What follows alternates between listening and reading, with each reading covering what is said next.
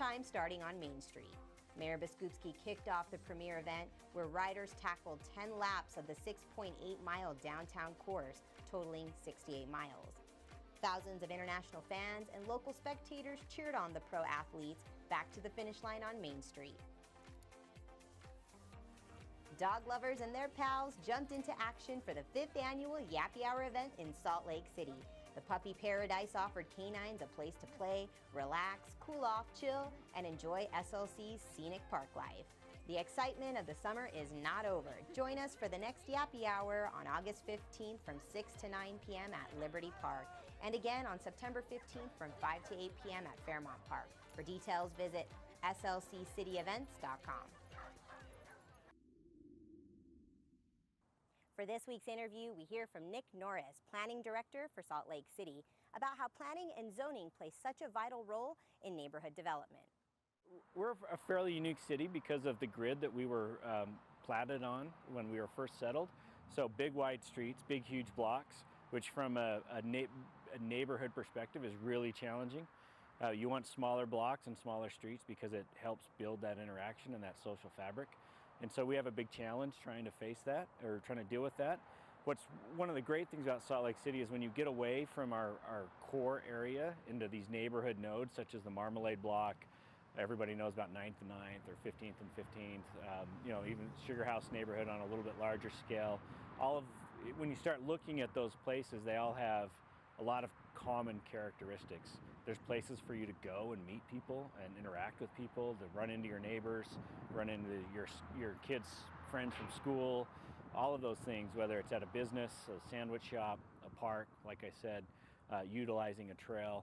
So we're fortunate that we have those nodes established, and a lot of those nodes were established because of how we grew up.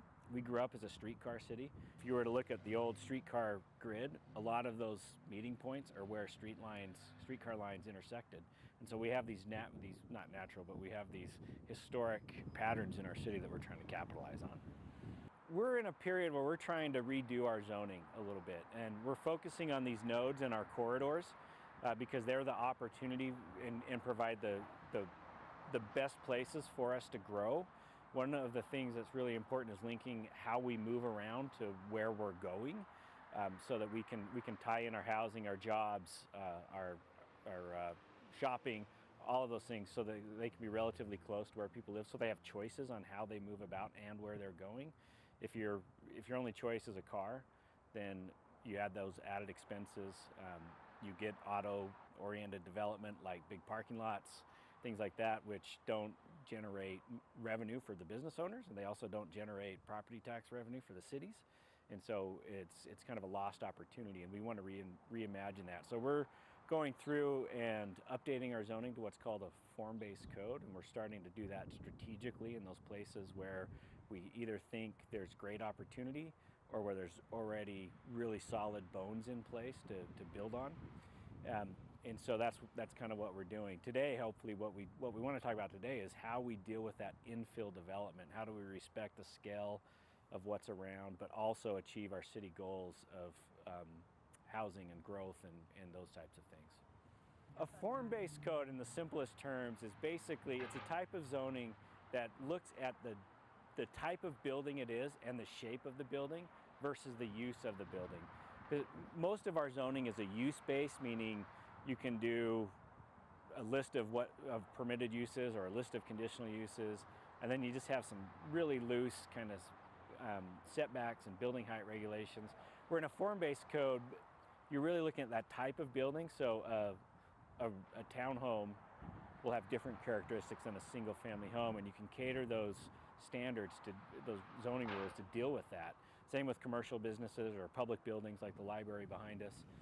We can write those rules so that they can fit in better, acknowledging that some buildings are bigger by nature than what's around them. And so the form-based code allows us to respect that a little bit more and break, at least from a visual standpoint, break down larger buildings so they look smaller than they really are.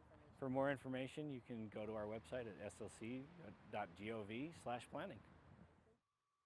And now it's time for our History Minute.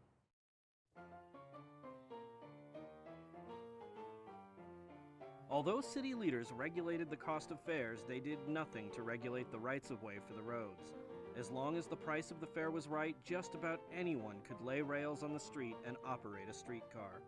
Perhaps the most bitter of rivals operating streetcars on Salt Lake City streets were the Salt Lake City Railroad Company, who pioneered the system, and the Salt Lake Rapid Transit Company, who came along shortly thereafter. At one point, workers from Rapid Transit were laying track for a brand new streetcar line on South Temple, while further back, men from the Salt Lake City Railroad were tearing up that very line to move elsewhere. Since the lines weren't regulated, both companies had cars running on the same tracks without any coordination. Once, two trolleys, one from each company, met on the same track, each trying to head in the opposite direction. Neither conductor would admit fault, nor would either of them move their car full of passengers so the other could pass. Eventually, city authorities were summoned to settle the dispute. This was how streetcars were run until 1901, when they were purchased by the Utah Power Company and transformed into the Consolidated Railway and Power Company. Thanks for joining us for another episode of Capital City News. Tune in next time to stay up to date on all the latest. For SLC TV, I'm Poonam Kumar, signing off from the lovely Central 9th neighborhood.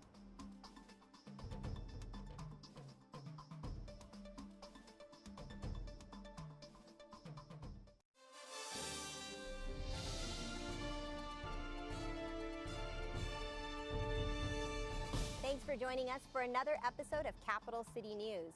This week we hear from Melissa Jensen, Director of the city's Housing and Neighborhood Development Department, about our long-term housing plan as it relates to Operation Rio Grande. And our History Minute this week is the 6th installment of our History of Rail. Let's get started with our legislative update and look back. At its August 21st meeting, the City Council was briefed by members of the Inland Port Authority Board about future steps. The Council will hold information gathering sessions during 2 upcoming work sessions on Tuesday, September 4th and 11th. Small cell wireless facilities, affordable housing, and zoning were also part of the discussion.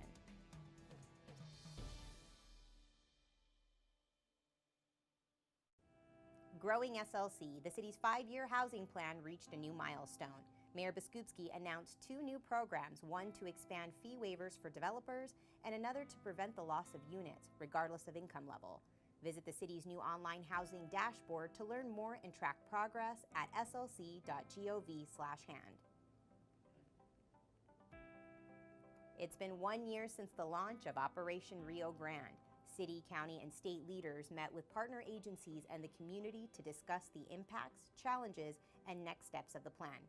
Community members who experienced homelessness shared their stories of success and next steps on the path ahead. To track progress and learn more, visit operationriogrande.utah.gov.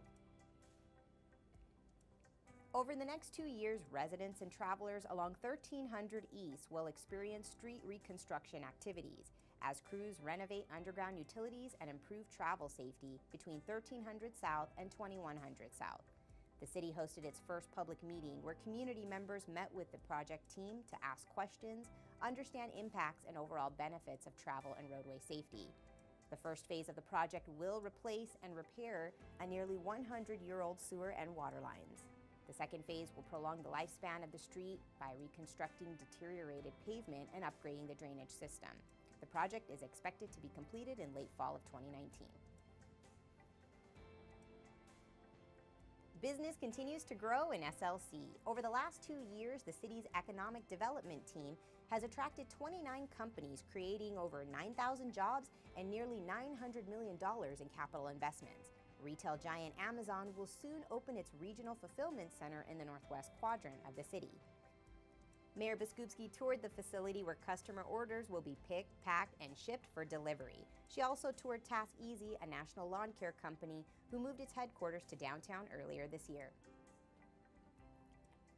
The 31st annual Twilight Concert Series is back every Thursday now until September 13th at the Gallivan Center. The outdoor concert in the heart of downtown attracted 7,500 electronic and house music enthusiasts who filled the night with high-energy dancing to local DJs and the famed Diplo. For this year's lineup and tickets, visit twilightconcerts.com. Next up, we get a 1-year update on the city's housing plan as it intersects with Operation Rio Grande and addressing homelessness. Melissa Jensen, the city's Director of Housing and Neighborhood Development, has details. The housing plan is made for everybody, from those exiting homelessness to those buying their first home. I think where the housing plan and Operation Rio Grande intersect is really that people experiencing homelessness.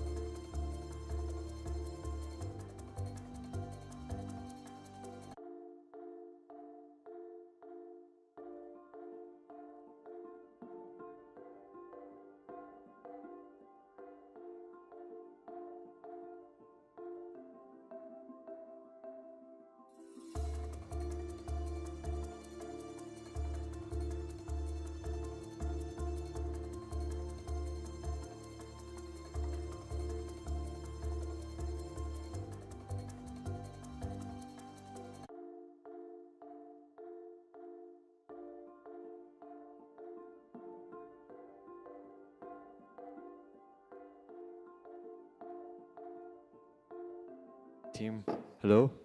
All right, we're going to get the show on the road. Let's kick this meeting off with the Pledge of Allegiance. I pledge allegiance to the flag of the United States of America and to the republic for which it stands, one nation, under God,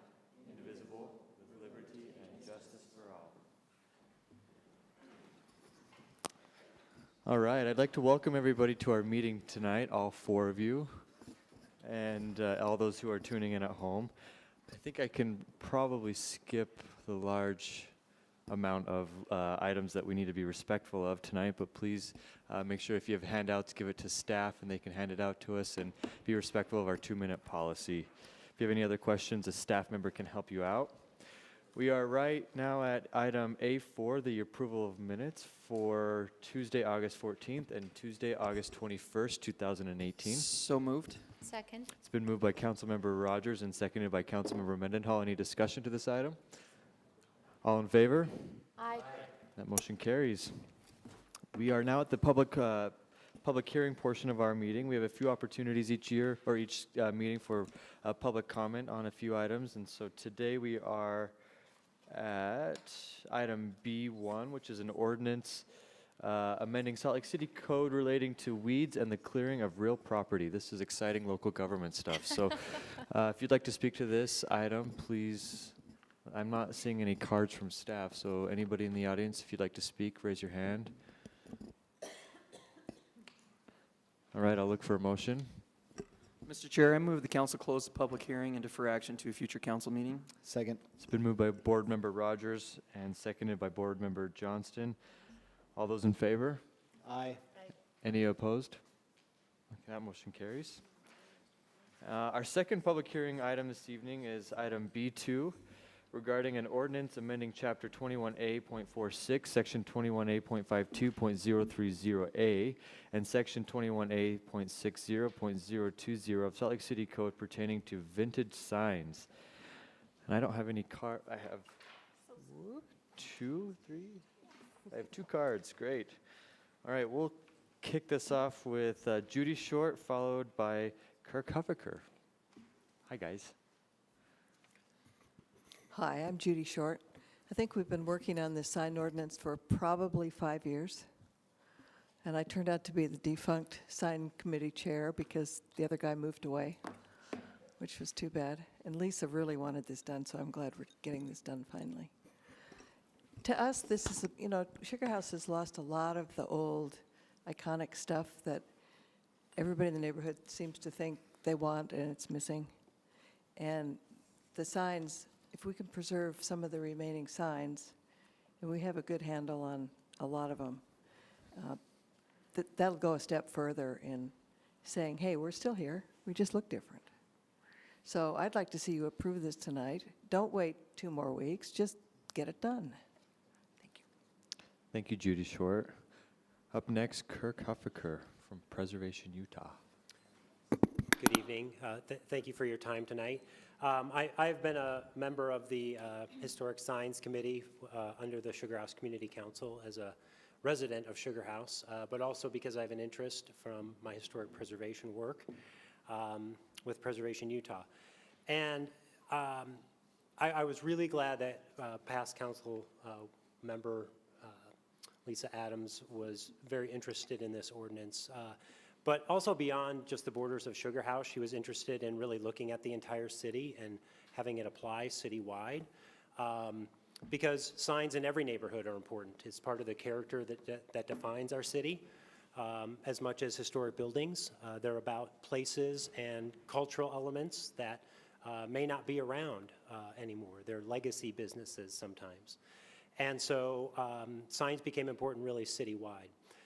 We worked with 2 different planning directors, 3 different staff planners. That's, I think, a credit to the city to sticking with this through transitions and through changes to find the right way to do it. We interviewed several communities about how they do their historic sign ordinances, and really working with the planning division, they determined this was the best way to get it into city code and make it most simple for the users. So I hope you find favor in this ordinance proposal tonight and encourage you to pass it. Thank you. Thank you very much, Mr. Huffaker. Would anybody else like to speak to this item? In that case, I will look for a motion to suspend and adopt. So moved. Second. It's been moved by Councilmember Rogers and a second by Councilmember Warden. All those in favor? Or Aye. actually, I beg your pardon. I'm going to look for a discussion on this item. I wanted, there's been a little bit of praise for the city for sticking with it, but I want to thank the community members for sticking with it, because without your consistent voices, the city would have dropped it, I bet. And this is an important ordinance that that I know that there are still some great signs that will have a new life and be able to be in better working order because of this ordinance. So thanks to the community. Thank you, Mr. Chair. You're welcome, Councilmember Luke. Thank you, Mr. Chair. I want to thank the community as well. And this ordinance is a good ordinance. It's unfortunate that we have to, really be focused on saving and preserving some of our heritage that we have through signage. But we do, and this does that, and I thank you both and the other community members who are not here, who have worked so hard on this. What I really would like to see, though, is that we as a city reevaluate some of our positions that we have regarding signage, so that it's not just historic vintage signs that we're talking about, but we can actually do something that will foster creativity and foster more of a unique identity with our signage than is currently allowed. So hopefully this will get us moving in that direction, so thank you. Board Member Warden, Councilmember Warden. Yes, I just want to express how, in addition to thanking the community, how excited I am to get to vote on this ordinance. I think that these historic signs, if you grew up in Salt Lake, these are you have your own memories with these, and as a big proponent of public art, I think these are some of our best public art features that we have around our city, and they really help place make in different communities, and I'm just very, very excited and privileged to be able to vote on this. Anybody else? Mr. Chair, just really quickly, just if you could clarify in your motion that you are adopting the revised ordinance, since we received an updated one. Sure. Thank you. So just to clarify, we are adopting the revised vintage sign ordinance. Correct. And we have... My motion is for the revised ordinance. And yours as well? And my second is for that. Great. All right, all those in favor? Aye. Any opposed? That motion carries. We are now on to item 3. Our public hearing number 3 is regarding an ordinance amending the zoning map pertaining to a parcel at approximately 569 East 2nd Avenue to rezone the parcel from SR1A, which is Special Development Pattern Residential District, to SNB, Small Neighborhood Business District. Would anybody like to speak to that today? Yes, sir. Please come to the mic, state your name, and take your 2 minutes. My name is Joseph Hatch. I represent the owner on this, for this ordinance. We've addressed this at the committee of the whole several weeks ago. Unless you have any other questions, I'm fine. So, thank you. Great. I hope you can support it. Great. Thank you for speaking to us today. Anybody else in the audience would like to speak to this matter? All right, I will look for a motion. Mr. Chair, I move the council close public hearing and defer action to a future council meeting. Second. Okay, it's been moved by Councilmember Warden, and a second by Councilmember Luke. Any discussion to this item? All in favor? Aye. That motion carries. All right, we are now on to our next public hearing, which is items B4 through B8 will be heard as one public hearing. So I don't have anybody on the docket. Would anybody like to speak to this? All right, I'll look for a motion. Mr. Chair, I move the council close the public hearing and refer items B4 through B8 to a future consent agenda for action. Second. It's been moved by Councilmember Rogers, and a second by Councilmember Wharton. All those in favor? Aye. Aye. All right, that motion carries. All right. We are now on to our potential action items. Our first one is item C1, is regarding an ordinance for design standards text amendment. I'll look for a motion on this item.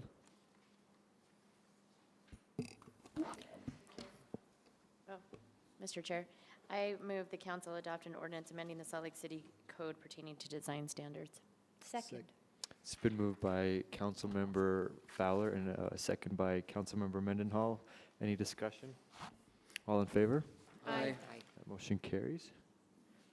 We are now on to item C2 of our potential action item list, which is an ordinance amending section 21A.33.070 of the Salt Lake City Code pertaining to retail service establishments.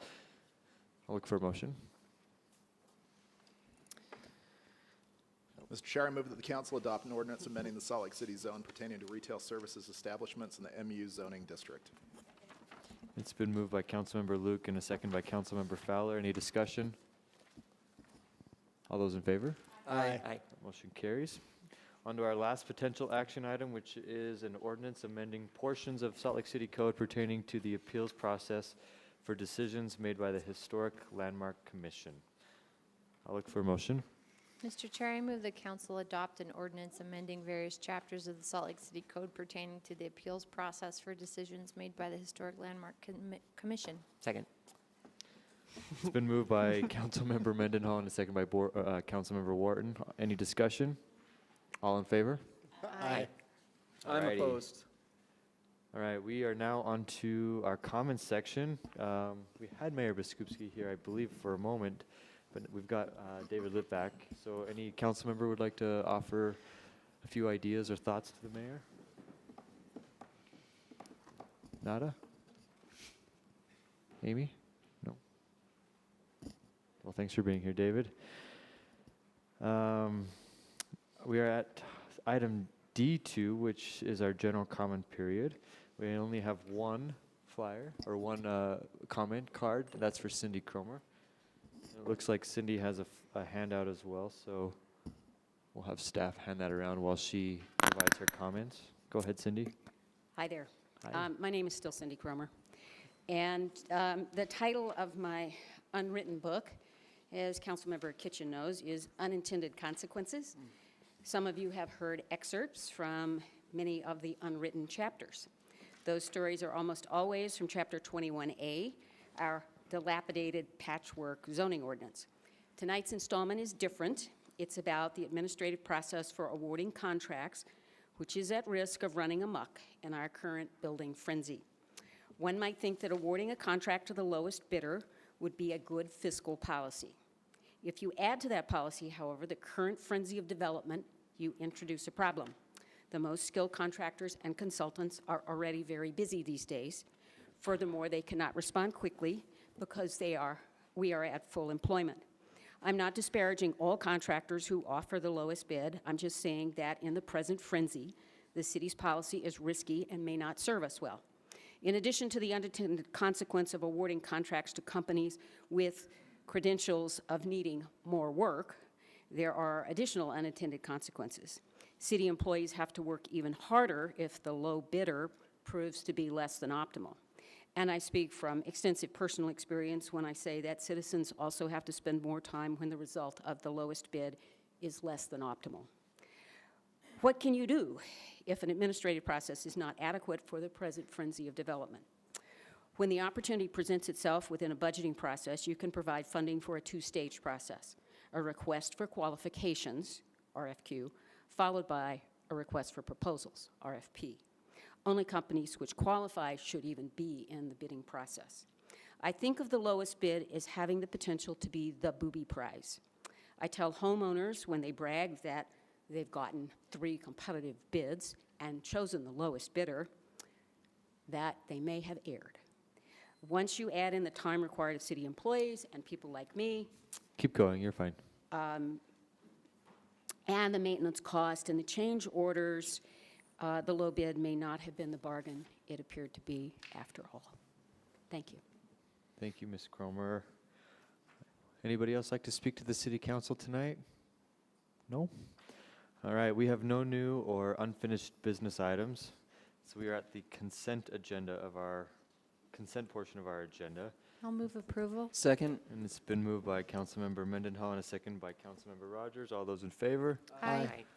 And that motion carries. And we are done with our meeting today. Thank you all. It's not a record, but it's close to the fact.